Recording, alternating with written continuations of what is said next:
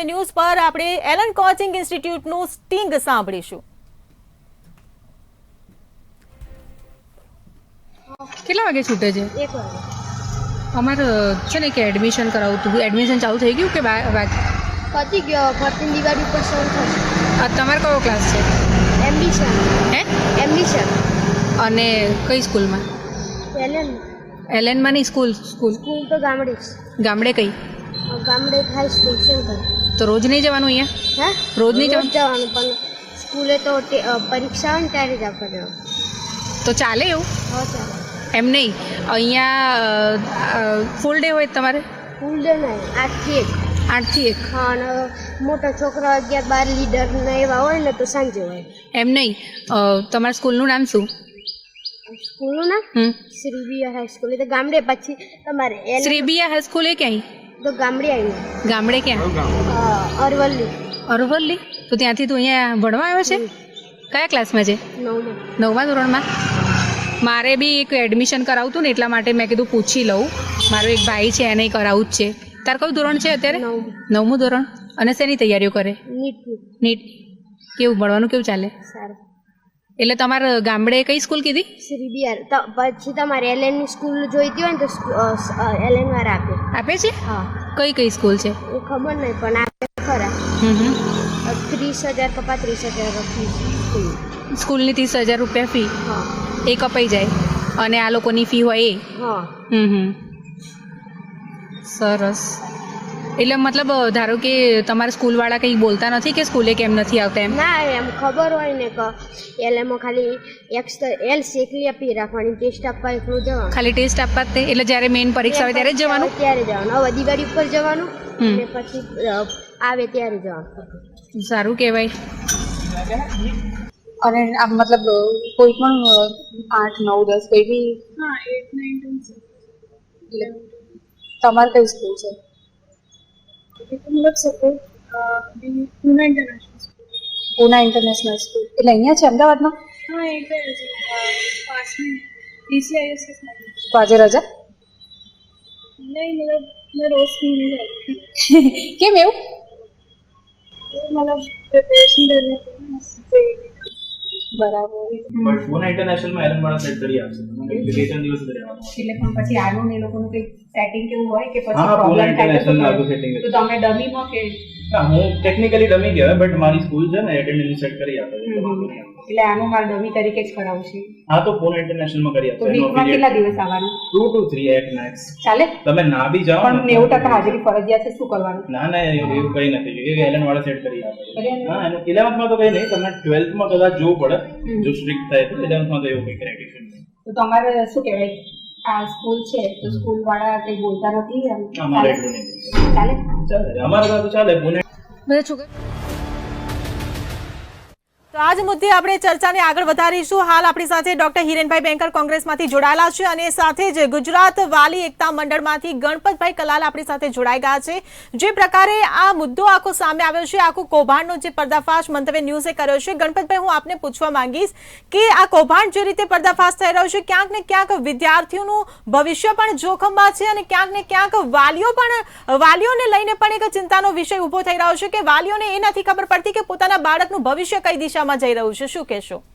આજે જે મંતવ્ય ન્યૂઝ જો આ બ્રોડ મતલબ જે આ કાંડ બહાર કાઢ્યો છે ને સાહેબ, એ મેં 13 જિલ્લામાં આજે મેં વોટ્સઅપ ગ્રુપ થ્રુ ચલાવ્યું છે. અમારું વાલી મંડળ 13 જિલ્લામાં ચાલે છે ગુજરાતમાં, અને 13 જિલ્લામાં ચલાવ્યું.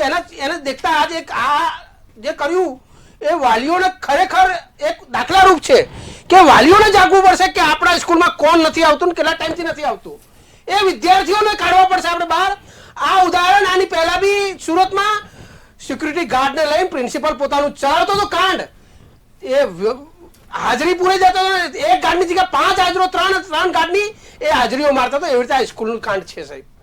આજે બી આજની તારીખમાં બી સીબીએસઈ બોર્ડે 3 સ્કૂલના ડિસમિસ કરી. સીબીએસઈ બોર્ડે માન્યતા રદ કરી કે તમારું આ ડમી સ્કૂલમાં ચાલી રહ્યું છે કાંડ. આવો જ એક કેસ હાઈકોર્ટમાં બી 3 થી 4 સ્કૂલો સંચાલકોને જવું પડ્યું. એમને પણ માન્યતા રદ કરીને અત્યારે હાઈકોર્ટમાં બેઠેલા છે. એ લોકો જે બી સ્કૂલો નથી ને એના કરતા તો એમના બંગલા છે સંચાલકોના, સ્કૂલના પ્રિન્સિપલના, એમના ટ્રસ્ટીઓના. સાહેબ એકવાર દેખી આવો અને વાલીઓ જે બેટા ગરીબ ઘરના મિડલ ક્લાસના વાલીઓ શું કરશે? અમીર લોકો તો પોતાના મહેસાણાથી અહીંયા છોકરાઓ ભણાવવા મૂકી દીધેલા છે. મેં અત્યારની તારીખમાં સાહેબ આજે બી આપણે જઈશું ને એ બિલ્ડિંગમાંથી આજે બી એ છોકરાઓ ડમી સ્કૂલના બહાર નીકળશે, જે એડ્રેસ હું તમને કહી શકું છું. અને એ સ્કૂલના એ 2 વિદ્યાર્થીઓ જો પર્સનલ જેવી રીતે તમે વાત કરી હોય તો અમે બી વાત કરી સાહેબ શ્રી, પણ એ ટાઈમે મેં કેમેરા એના માટે નતા રાખ્યા કે કોઈનો વિદ્યાર્થીનો જીવ જોખમમાં ના આવે. વિદ્યાર્થી એમ કીધું અમારો બાપ અધ્ધર તો અમે સદ્ધર, એવા શબ્દો વાપરનાર મહેસાણાના વિદ્યાર્થીઓ હતા જે ડમી સ્કૂલમાં જતા હતા. એમના આખું બિલ્ડિંગ આખું મૂકેલું સાહેબ. એ બિલ્ડિંગના દસ્તાવેજ મંગાવો સાહેબ, એ બિલ્ડિંગના તમે ખરેખર દસ્તાવેજ મંગાવો. સ્કૂલના પોતાના દસ્તાવેજો નથી આપી શકતા વાલીઓને, તો સાહેબ બિલ્ડિંગના ડમી સ્કૂલના વિદ્યાર્થીઓને ક્યાંથી અમને મળશે? આ વિદ્યાર્થીઓ સાહેબ, આવા વિદ્યાર્થીઓ અત્યારે દુઃખી છે કેમ કે ઉપર લેવલના ઉદ્યોગપતિ અને રહીશ દાદાની ઓલાદ તો ના કહીએ પણ એમ કહી શકીએ તે ગરીબ લોકો જોડે ભેદભાવ રાખી રહ્યા છે. મિડલ ક્લાસ જોડે એટલો બધો ભેદભાવ રાખી રહ્યા છે કે અમારે ઘણી જગ્યાએ એવા બી કેસો દેખ્યા છે કે વાલી વિદ્યાર્થીએ આત્મહત્યા કરી લેવું પડતું હોય. મહીસાગર જિલ્લાની વાત કરું, એક દીકરીએ પોતાનો આવકનો દાખલો કઢાવવા માટે ધક્કા ખાઈ ગઈને તૂટી ગઈને છેલ્લે એને આત્મહત્યા કરી. આવા લોકો ક્યારે સરકારમાં બેઠેલા આ લોકો જાગશે તો બી ઊંઘની ગોળી લઈને પાછા સુઈ જશે. આ એ સરકાર છે, એવા અધિકારીઓ છે. IAS ઓફિસરો, શિક્ષણ સચિવ મુકેશ કુમારને ખુલ્લી ચેલેન્જ વાલી મંડળ તરફથી કે તમે ક્યાં છો? તમે આટલા વર્ષથી GMDC ના ચેરમેન 2012-13 પછી બન્યા પછી અહીંયા આવ્યા, શિક્ષણ સમિતિમાં તમે વાલીઓ માટે શું કર્યું? ખાલી સહીઓ કરવાની છે એસીમાં બેસીને ચેમ્બરોમાં. કુંવર ડિંડોર સાહેબની વાત કરીએ સાહેબ, એમના વિસ્તારમાંથી ટ્રક ભરાયેલું મળતું હોય પાઠ્યપુસ્તકોનું અને એ વેચાણ માટે જતું હોય તો આ વાલીઓને દુઃખ નહીં થાય? આ ગુજરાતની વાલીઓને વિદ્યાર્થીઓને દુઃખ નહીં થાય? અમે આવા પિક્ચરો વિદ્યાર્થીઓને એના માટે નથી દેખાડતા કે એનો નેગેટિવ એમના મેસેજ ના જાય. અમે હજી બી વિદ્યાને સરસ્વતીમાં સમજીએ છીએ. એને જીવિત રાખવા માટે સરકારને આજ બી રજૂઆત કરીએ છીએ કે આવા ભૂતિયા અને માફિયા લોકોને બહાર કાઢો, અને બહાર કાઢશો અને એને શિક્ષણ રૂપ રીતે એક દાખલો બેસાડો કે સજા એ મોત. વિદ્યાર્થીઓ જોડે તમે એક જણાને સજા, એક જણને મૃત્યુ થતું હોય સજાએ મોત આપતા તો એવી મોતની સજાઓ આપો, ત્યારે વાલીઓને થશે કે ભેદભાવ મટી જશે. અંગ્રેજો કહેતા ગયા છે તમારો આ ભેદભાવ છે ને અમે મુકતા જઈએ છીએ ને આ ચાલતો આવ્યો છે, આને હજી સુધી રોકી નથી શક્યા આ લોકોએ. જી બિલકુલથી હિરણભાઈ, હું આપને પૂછવા માંગીશ કે જે પ્રકારે ગણપતભાઈએ વાત કરી, શિક્ષણ સમિતિના અધિકારીઓ પર સવાલો ઉભા થઈ રહ્યા છે, શિક્ષણ મંત્રી પર સવાલો ઉભા થઈ રહ્યા છે, શું કહેશો? સ્પષ્ટપણે આમાં શિક્ષણ અધિકારીઓ તો છે જ, મેળાપીપણા વગર થયા જ નહીં, એમની મિલી ભગત વગર આ કિસ્સાઓ થયા જ નહીં. પણ આખી ઘટનામાં જે પેલો બિચારો બાળક, માસૂમ બાળક, એ કેટલી માસૂમિયતથી આખી વાત કરી રહ્યો હતો, એને ખબર નથી કે પોતે ગુનો કરી રહ્યો છે, કે એના માતા પિતાના ભોગે આ પ્રકારની કામગીરી થઈ રહી છે. એ ભણી રહ્યો છે અરવલ્લીમાં અને અત્યારે ટ્યુશન આવી રહ્યો છે અહીંયા અમદાવાદના એલન ક્લાસમાં. એને બિચારાને એ તો પોતે શિક્ષા લેવા આવ્યો હોય, હજુ તો ભણવા એની પહેલી સીડી પર છે અત્યારે હાલમાં. એટલે આખી ઘટનામાં એ ગુનાહિત બેદરકારી, ગુનાહિત કામગીરીમાં આ વાલી વિદ્યાર્થીઓએ આ એલન ક્લાસીસે બિચારા બાળકોને પણ અંદર ઇન્વોલ્વ કરી નાખ્યા છે. શિક્ષણને વ્યાપાર કરી દેવાનું કામ અને વ્યાપારમાંથી એને ધંધારૂપી આખી કાંડમાં બદલી દેવાનું કામ આ ભારતીય જનતા પાર્ટીના રાજમાં થાય એટલા માટે થાય કે અધિકારીઓ જે છે એસી બેસીને માત્ર કમાન્ડ એન્ડ કંટ્રોલમાં એ જ નક્કી કરવાનું કે ત્યાં સભામાં વિદ્યાર્થી પહોંચ્યો કે નહીં, શિક્ષકો પહોંચ્યા કે નહીં, તીડ ભગાડ્યા કે નહીં, ટોયલેટ ગણ્યા કે નહીં.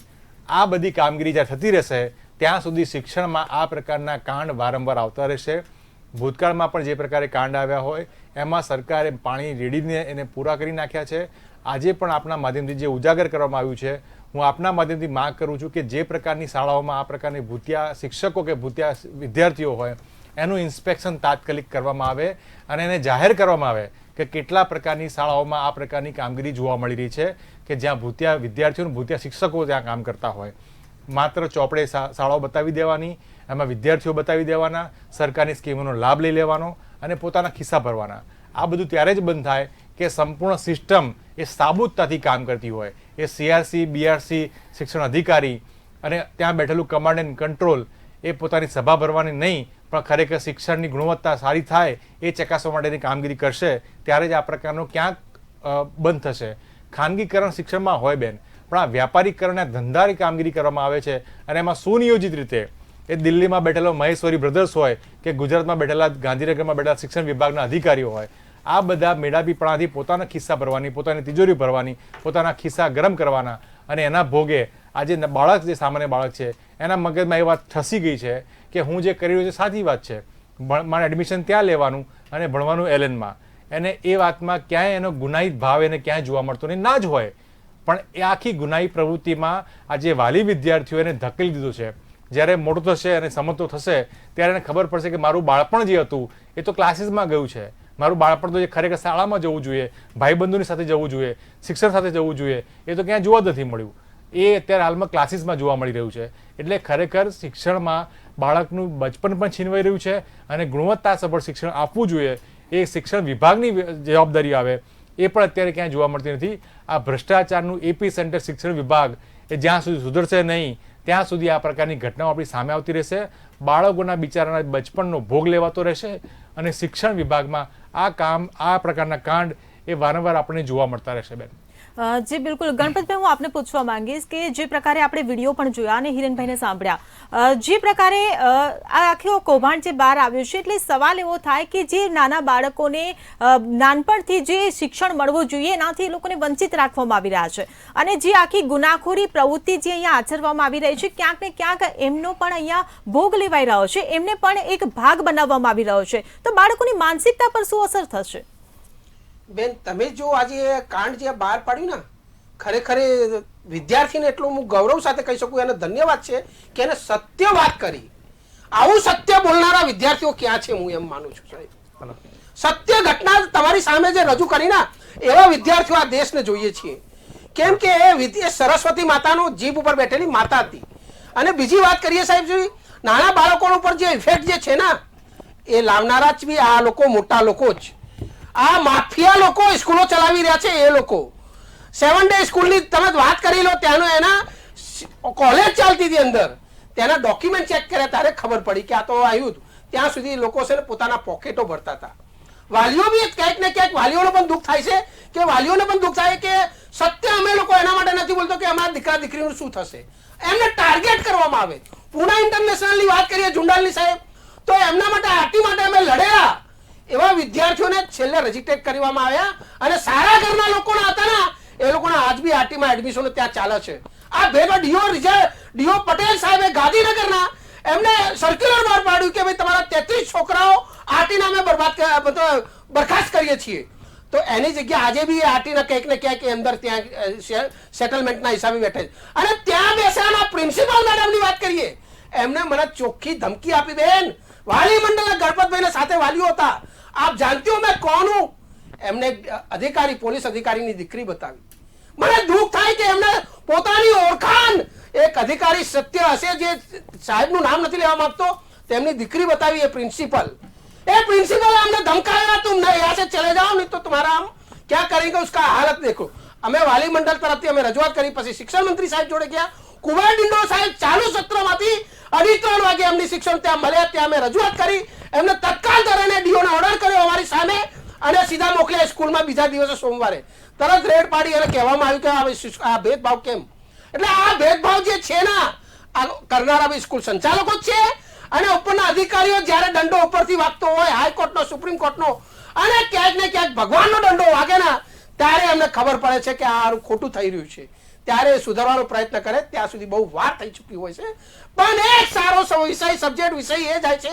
આજે મંતવ્ય ન્યૂઝને ધન્યવાદ કહું છું કે એક એવી બાળકો બિચારે સત્ય બતાવ્યું છે. એવા સત્ય આ દરેક વિદ્યાર્થીઓ પોતાના ક્લાસમાં કોણ નથી આવતું, ક્યારે નથી આવતું એની ડિટેલ પોતાના પેરેન્ટ્સને બતાવે અને સીસી કેમેરા જો મૂકવામાં આવેલા હોય તો તેના ડેટા આજ બી લઈ લો તો ખબર પડી જશે કઈ કઈ સ્કૂલમાં, કઈ કઈ ક્લાસમાં કેટલા વિદ્યાર્થીઓ નથી આવતા અને એમની હાજરી કઈ રીતે પુરાય છે, એમનો ધંધો કઈ રીતે ચાલી રહ્યો છે તે તરત જો સીસી કેમેરાના ડેટા આવી જાય ને તો દૂધનું દૂધ અને પાણીનું પાણી થઈ જાય. અને વાલી મંડળ તરફથી અમે વાલીઓને ખુશી થશે કે આવા વિદ્યાર્થીઓને ડિસમિસ કરવા જોઈએ જે ખરેખર શિક્ષાનો ભેદભાવ અને જાતિમાં ભેદભાવ અને સ્કૂલનો ભેદભાવ આગળ પાછળ બેસાડવામાં આવતા હોય.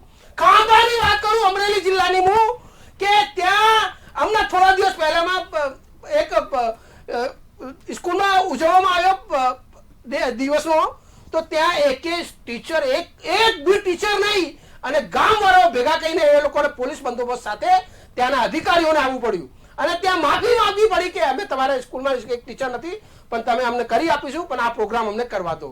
એ પ્રોગ્રામો જ્યારે સ્કૂલને બાહેદારી આપી ને અધિકારીઓ, ત્યારે સ્કૂલમાં ખાંભા સ્કૂલમાં એક બી ટીચર નથી. ત્યાં એ ગામવાળાઓ લોકો જાગ્યા. એવા જાગૃત નાગરિકો આપણા દેશને, આપણા ગુજરાતને જોઈએ છીએ. જી બિલકુલ. હિરેનભાઈ, હું આપને પૂછવા માંગીશ કે જે પ્રકારે આ આખું કૌભાંડ ચાલી રહ્યું છે, વાલીઓની અહીંયા એક ડબલ માનસિકતા જોવા મળી રહી છે કે ઘણા વાલીઓ એવા હશે કે જેના મગજમાં એવું ઠસાવવામાં આવ્યું છે કે તમારું બાળક નીટને આ જે નીટ જેની જે એક્ઝામ અહીંયા પાસ કરશે, અહીંયા જેનું કોચિંગ લેશે તો ભવિષ્ય તેનું સુધરશે. એક આ માનસિકતા છે કે પોતાના બાળકને એક સારી પોસ્ટ પર જોવા માટે થઈને વાલીઓ જાણી જોઈને આ ગેરપ્રવૃત્તિ કરી રહ્યા છે અને ક્યાંક ને ક્યાંક એવા વાલીઓ પણ છે કે જે અજાણ છે પણ તેને લૂંટવામાં આવી રહ્યા છે. તો વાલીઓ પણ આનામાં આ જે ગુનો છે, આ જે કૌભાંડ છે, એમાં તમે વાલીઓની સંડોવણીને કઈ રીતે જોઈ રહ્યા છો? એને જવાબદાર ગણી રહ્યા છો કે નહીં? બેન, જ્યારે પણ કોઈ પણ વાલી વિદ્યાર્થીની વાત હોય, બાળકની વાત આવતી હોય, ત્યારે વાલીને આ સંપૂર્ણપણે હક છે. એના આશા હોય, અપેક્ષા હોય, એના સારા અને સુદૃઢ જીવન માટે, એના ભવિષ્ય માટે સારામાં સારી જગ્યાએ પોતાના બાળકને મૂકે. પણ દુઃખ સાથે કહેવું પડે કે ગુજરાતમાં જે પ્રકારે શિક્ષણની વ્યવસ્થા તંત્ર ચાલી રહ્યું છે એમાં એને છેવટે ખાનગી શાળાઓમાં મૂકવો પડે છે. જે પ્રમાણે વાત કરી ગણપતભાઈએ કે શિક્ષક ના હોય, વર્ગખંડમાં ભણાવવા માટે ગુરુ ના હોય, ગુરુ પોતે ભરતી કરવા માટેની વાત કરતો હોય ત્યારે એને સચિવાલય આગળ એને જાણે પેલો આતંકવાદી પકડી લીધો હોય એવી રીતે પકડી લેવામાં આવતો હોય. એટલે આ બધી વસ્તુમાં એ વિદ્યાર્થી જ્યારે હોય, એ વિદ્યાર્થીને સારું શિક્ષણ મળે એના માટે વાલી એને ખાનગી શાળાઓમાં મૂકતો હોય. ગ્રાન્ટેડ અને સરકારી શાળાનું આખું માળખું જે તૂટી ભાંગ્યું છે એના કારણે ખાનગી શાળાઓમાં કરવામાં આવે. ખાનગી શાળાઓમાં જ્યારે શિક્ષણ લેવા માટે જાય ત્યારે એમાં શિક્ષણમાં જે આપતા ટીચરો હોય એ ટીચરોને માંડ 15,000 જેટલો પગાર આપવામાં આવે. જે આપણે એમ કહી શકાય કે મિનિમમ વેજીસ જે આવે એ મિનિમમ વેજીસ કરતાં પણ ઓછો હોય. ક્યાંક જો એને 35-40 મળતો હોય તો પછી પાછા એટીએમમાં જઈને પાછા રૂપિયા કઢાવી દેવાના. એટલે આ બધા આ ખરેખર જે નગ્ન વાસ્તવિકતા છે એ વારંવાર આપણે જોઈ છે, હાલમાં પ્રેક્ટિસમાં ચાલુ છે. અટકાવવા માંગીશ.